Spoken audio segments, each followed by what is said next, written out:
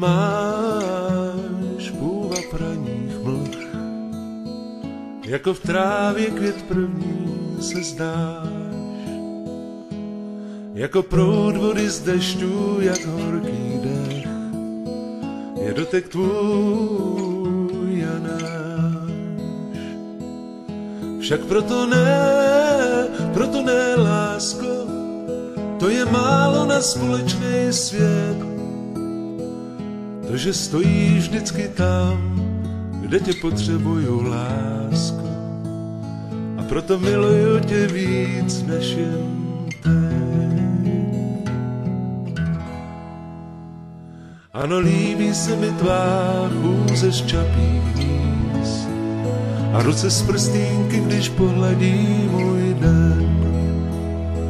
Oči nejistý, však plný důvěry, jak uměj číst.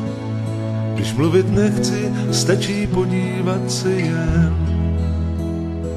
Však proto ne, lásko, to je málo na společný svět, to, že stojíš vždycky tam, kde tě potřebuju, lásko. Proto miluju tě víc než jen teď.